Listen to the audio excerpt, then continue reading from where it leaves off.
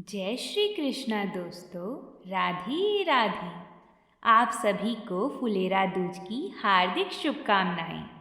हिंदू पंचांग के अनुसार फाल्गुन मास की शुक्ल पक्ष की द्वितीया को फुलेरा दूज के नाम से जाना जाता है।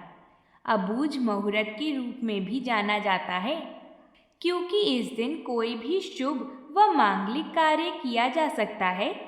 इसलिए इस दिन को बहुत ही उत्तम और शुभ माना जाता है।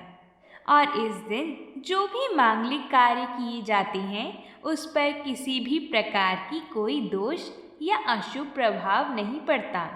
इस कारण से लोग इस दिन मांगलिक कार्य का आयोजन करते हैं। इस दिन भगवान श्री कृष्ण की पूजा किए जाने का विधान है। आज हम सभी फुलेरा दूज से जुड़ी हुई कथाएं सुनेंगे। ये कथाएं बहुत ही शुभ हैं। आप सभी इनका श्रवण अवश्य ही करिएगा, क्योंकि भगवान की हर कथा शुभ मंगलमयी होती है। तो आइए प्रभु का नाम लेकर कथा को प्रारंभ करते हैं। आप सभी कथा को शुरू करने से पहले कमेंट बॉक्स में जय श्री कृष्णा ज़रूर लिखिएगा। तो प्रेम से बोलिए भगवान श्री कृष्ण की जय हो। एक बार कुछ ऐसा हुआ कि भगवान श्री कृष्ण बहुत दिनों तक राधा रानी से मिलने वृंदावन नहीं जा पाई थी। ऐसे में राधा रानी अत्यंत दुखी हो गईं। राधा रानी का ये अथाह दुख देखकर सिर्फ ग्वाल व गोपियां ही नहीं, बल्कि मथुरा के सभी पेड़ पौधे व फूल मुरझाने लगे। ये बात जब श्री कृष्ण को पता चली तो वह शीघ्र ही राधा रानी से मिलने के लिए वृंदावन आ पहुंची।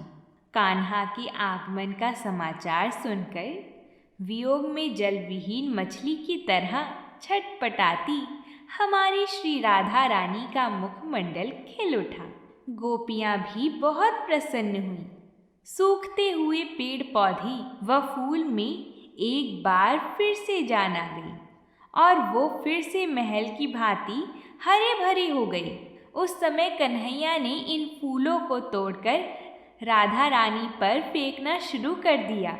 इसके बाद हमारी श्री राधा रानी भी प्रसन्न होकर उन पर फूल बरसाने लगी। ये देखकर गोपियां और ग्वाली सब एक दूसरे पर फूल बरसाने लगी। कहा जाता है कि तभी से फुलेरा दूज का यह पर्व बहुत ही धूमधाम से मनाया जाने लगा और हर वर्ष मथुरा में इस दिन फूलों की होली खेलने की परंपरा शुरू हुई। आइए अब हम सभी फुलेरा दूज के इस महान उत्सव पर श्याम सुंदर की एक लीला कथा सुनते हैं। एक बार श्याम सुंदर अपना श्रृंगार कर रहे थे। तभी श्याम सुंदर ने कुछ सोचकर नंदगांव की गोपियों को बुलाया और कहा कि अभी तुम बरसाना जाओ और ये पता लगाना कि हमारी प्राण प्यारी ने कैसे वस्त्र धारण किए हैं। आज हम भी वैसे ही पोशाक धारण करेंगे। आज तो राधे जैसे ही वस्त्र धारण करके ही निकुंज में जाएंगी और तो हमें देखकर राधा रानी भी अचंभित हो जाएंगी। जब नंदगांव से गोपियां बरसाना पहुंची तो कुछ मंजरियां श्री राधा रानी का श्रृंगार कर रही थीं। कुछ बाहर खड़ी थीं। उन्होंने गोपियों को अंदर जाने नहीं दिया। गोपियों ने बहुत अनुरोध किया कि सिर्फ एक झलक तो प्यारी की निहारने दो, फिर हम यहाँ से चली जाएंगी। मंजरी ने कहा कि एक शर्त है कि कोई एक गोपी ही अंदर जाएगी। फिर एक गोपी अंदर श्री राधे की झलक के दर्शन करने गई। गोपी बिना पलके झुकाए श्री राधा रानी की झलक के दर्शन करती रही। फिर उस गोपी ने तुरंत अपने नेत्र बंद कर लिए और बंद नेत्रों से ही बाहर आकर दूसरी गोपी को कहा कि अरे सखी, जल्दी से मुझे नंदगांव ले चल। सभी सखियों ने कहा कि पहले श्री राधे के श्रृंगार का वर्णन तो करो सखी।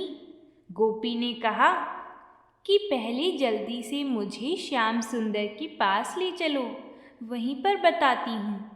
उस गोपी का हाथ पकड़कर सखियाँ नंद भवन में ले आईं। जब सखियाँ नंदगांव में पहुँची तो श्याम सुंदर ने पूछा कि कर लिए मेरी श्री राधे के दर्शन? अब जल्दी से मुझे बताओ, कैसे पोशाक धारण किए हुए हैं उन्होंने? कितनी सुंदर लग रही थी मेरी प्यारी। तब गोपियों ने कहा कि हमारी प्राण प्यारी को बड़े प्रेम से संभाल कर मैं इन नेत्रों में समा कर लाई हूँ। लो अब मैं नेत्र खोल रही हूँ, आप मेरे नेत्रों में झाँक कर प्राण प्यारी का दर्शन कर लो। देखिए कितना अद्भुत भाव है, कितना समर्पित भाव है। तब श्याम सुंदर ने उस गोपी के नयनों में झाँका तो बरसाने में श्रृंगार करती हुई श्री राधे दिखाई दी। श्याम सुंदर अपनी प्राण प्यारी की झलक पाकर उस गोपी के नेत्रों में ही खो गई। अब पलक उस गोपी के नेत्रों में ही निहारती रही, अपना श्रृंगार करना भी जैसे भूल गए हों, एक स्तंभ की तरह जैसी अचेतन हो गई हूँ। एक गोपी ने श्याम सुंदर को पुकारा, तब तो जाके वो फिर से वैसे हुए। श्याम सुंदर उस गोपी पर बलिहारी जाते हैं और बोले, तुम धन्य हो गोपी, और तुम्हारा प्रेम भी धन्य है। तुम्हारे प्रेम ने तो नंद भवन में बरसाना दिखा दिया है। फिर श्याम सुंदर ने श्री राधे जैसा ही श्रृंगार और पोशाक धारण किए। जिस गोपी ने नेत्रों में श्री राधे दिखाई थी उससे कहा कि अब तुम अपने नेत्रों में मेरी छवि को बंद कर लो। उस गोपी ने श्याम सुंदर को भी अब पलक निहारा और थोड़ी देर में अपने नेत्रों को बंद कर दिया। श्याम सुंदर ने एक और गोपी से कहा कि इस गोपी को निकुंज में ले जाओ, जहाँ श्री राधे बैठकर मेरा इंतजार कर रही हैं। वो सखी उसका हाथ पकड़कर निकुंज में ले आई, जहाँ श्री राधे अपने श्याम सुंदर का इंतजार कर रही थी। नंदगांव की गोपियों को देखकर उनसे पूछा कि श्याम सुंदर कहाँ हैं? जिस गोपी के नेत्र बंद थे उसने कहा कि श्याम सुंदर मेरे नेत्रों में समा गए हैं। ऐसा कहकर उस गोपी ने अपने नेत्रों को जैसे ही खोला तो श्री राधे भी उसके नेत्रों में झांककर अचंभित सी हो गईं। उस गोपी के एक नेत्र में श्रृंगार करती हुई बरसाना में श्री राधे दिखाई दे रही थी और दूसरे नेत्र में श्रृंगार करते हुए नंद भवन में श्याम सुंदर दिखाई दे रहे थे। उस गोपी के दोनों नेत्रों में प्रिया प्रीतम दोनों दिखाई दे रही थी। तभी दूर से श्याम सुंदर अपनी बंसी की मधुर धुन बजाते हुए आते दिखे। दोनों एक दूसरे को देखकर अचंभित हो रहे हैं, क्योंकि जैसा श्रृंगार उस गोपी के नेत्रों में दिखाई दे रहा था वैसा ही श्रृंगार दोनों ने किया है। राधा जी उस गोपी को अपना हीरा जड़ित हार पहना देती हैं और आलिंगन करते हुए कहती हैं, तुम धन्य हो गोपी, और तुम्हारा प्रेम भी धन्य है। तुमने तो अपने दोनों नेत्रों में मुझे और श्याम सुंदर दोनों को बसा लिया है। तो प्रेम से बोलिए, श्री राधे कृष्ण की जय हो।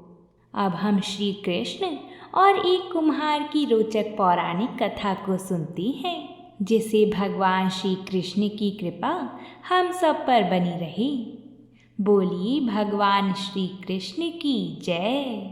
एक बार की बात है कि यशोदा मैया प्रभु श्री कृष्ण की उल्हानों से तंग आ गई थी और छड़ी लेकर श्री कृष्ण जी की ओर दौड़ी। जब प्रभु ने अपनी मैया को क्रोध में देखा तो वह अपना बचाव करने के लिए इधर उधर भागने लगी।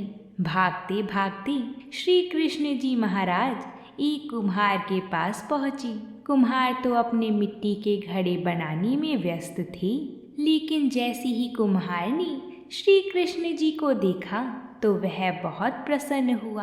कुम्हार जानता था कि श्री कृष्ण जी साक्षात परमेश्वर हैं। तब प्रभु ने कुम्हार से कहा कि कुम्हार जी, आज मेरी मैया मुझ पर बहुत क्रोधित है। मैया छड़ी लेकर मेरे पीछे आ रही हैं। भैया जी, मुझे कहीं छुपा लो। तब कुम्हार ने श्री कृष्ण जी को एक बड़े से मटके के नीचे छिपा दिया। कुछ ही क्षणों में यशोदा मैया भी वहां आ गईं और कुम्हार से पूछने लगी, क्यों रे कुम्हार, तूने मेरे कान्हा को कहीं देखा है क्या?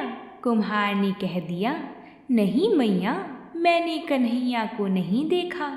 श्री कृष्ण जी महाराज यह सभी बातें बड़े से घड़े के नीचे छुपकर सुन रहे थे।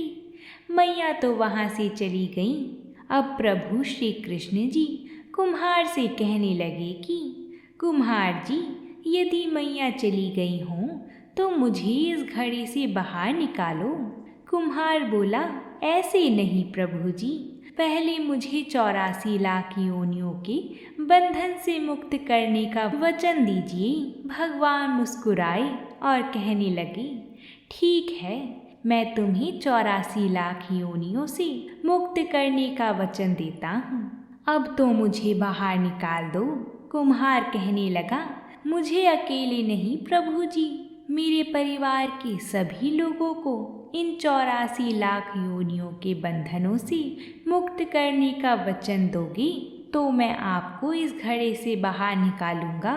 तब श्री कृष्ण जी महाराज कहने लगे, चलो ठीक है, उनको भी 84 लाख योनियों के बंधन से मैं मुक्त होने का वचन देता हूँ। अब तो मुझे घड़े से बाहर निकाल दो। अब कुम्हार कहने लगा, बस प्रभु जी, एक विनती और है, उसे भी पूरा करने का वचन दे दो तो मैं आपको घड़े से बाहर निकाल ही दूंगा। भगवान बोले, वो भी बता दो, क्या कहना चाहते हो? कुम्हार कहने लगा कि प्रभु जी, जिस घड़े के नीचे आप छुपे हो उसकी मिट्टी मेरे बैलों के ऊपर लाद के लाई गई है। मेरे इन बैलों को भी 84 के बंधन से मुक्त करने का वचन दीजिए।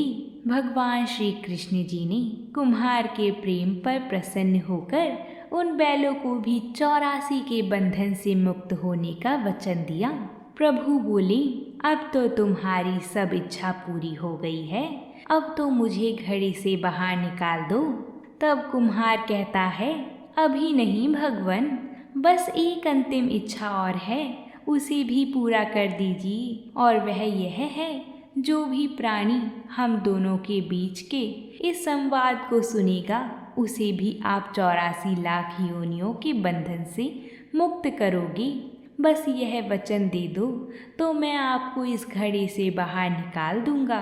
कुम्हार की प्रेम भरी बातों को सुनकर प्रभु श्री कृष्ण जी महाराज बहुत ही खुश हुए और कुम्हार की इस इच्छा को भी पूरा करने का वचन दिया। फिर कुम्हार ने बाल श्री कृष्ण जी को घड़े से बाहर निकाल दिया, उनके श्री चरणों में दंडवत प्रणाम किया, प्रभु जी के चरण धोए और चरणामृत लिया, अपनी पूरी झोपड़ी में चरणामृत का छिड़काव किया और प्रभु जी के गले लगकर इतना रोए कि प्रभु में ही विलीन हो गए। जरा सोचिए, जो बाल श्री कृष्ण जी 7 कोस लंबे चौड़े गोवर्धन पर्वत को अपनी एक छोटी सी उंगली पर उठा सकते हैं, तो क्या वो एक घड़ा नहीं उठा सकते थे क्या? लेकिन बिना प्रेम रीझे नहीं नटवर नंद किशोर। कोई कितने भी यज्ञ करे, अनुष्ठान करे, कितना भी दान करे, चाहे कितना भी भक्ति करे, लेकिन जब तक मन में प्राणी मात्र के लिए प्रेम नहीं होगा, प्रभु श्री कृष्ण जी महाराज उसे नहीं मिल सकते। तो बोलिए भगवान श्री कृष्ण जी महाराज की जय। एक समय की बात है, एक संत जंगल में कुटिया बनाकर रहते थे और भगवान श्री कृष्ण का भजन करते थे। संत को यकीन था कि एक ना एक दिन मेरे भगवान श्री कृष्ण मुझे साक्षात दर्शन देंगे। उसी जंगल में एक शिकारी आया। उस शिकारी ने संत की कुटिया देखी। वह कुटिया में गया और उसने संत को प्रणाम किया और पूछा कि आप कौन हैं और आप यहाँ क्या कर रही हैं? संत ने सोचा, यदि मैं इसे कहूँगा कि भगवान श्री कृष्ण के इंतजार में बैठा हूँ तो शायद इसको ये बात समझ में नहीं आएगी। संत ने दूसरा उपाय सोचा। संत ने शिकारी से पूछा कि भैया, पहले आप बताओ कि आप कौन हो और यहाँ किस लिए आते हो? उस शिकारी ने कहा कि मैं एक शिकारी हूँ और यहाँ शिकार के लिए आया हूँ। संत ने तुरंत उसी की भाषा में कहा, मैं भी एक शिकारी हूँ और मैं भी अपने शिकार के लिए यहाँ आया हूँ। शिकार ने पूछा, अच्छा संत जी, आप ये बताइए आपका शिकार दिखता कैसा है? आपके शिकार का क्या नाम है? हो सकता है कि मैं आपकी मदद कर दूं। संत ने सोचा, इसे कैसे बताऊं? फिर भी संत कहते हैं, मेरा शिकारी दिखने में बहुत ही सुंदर है, सांवरा सलोना है, उसके सिर पर मोर मुकुट है, हाथों में बंसी है। ऐसा कहकर संत जी रोने लगी। शिकारी बोला, बाबा रोते क्यों हो? मैं आपके शिकार को जब तक ना पकड़ लूं तब तक पानी भी नहीं पीऊंगा और आपके पास नहीं आऊंगा। अब वह शिकारी घने जंगल के अंदर गया, जाल बिछाकर एक पेड़ पर बैठ गया। यहाँ पर इंतजार करने लगा। भूखा प्यासा बैठा हुआ था। एक दिन बीता, दूसरा दिन बीता और फिर तीसरा दिन। भूखे प्यासे शिकारी को नींद भी आने लगी थी। तब बाके बिहारी को उन पर दया आ गई। भगवान उसके भाव पर रीझ गए। भगवान मंद मंद स्वर में बांसुरी बजाते आए और उस जाल में खुद फंस गए। जैसे ही शिकारी को फंसे हुए शिकार का अनुभव हुआ तो तुरंत ही नींद से उठा और उस सांवरे भगवान को देखा। जैसा संत ने बताया था, उनका रूप हूबहू वैसा ही था। वह अब जोर जोर से चिल्लाने लगा, मिल गया, मिल गया, शिकार मिल गया।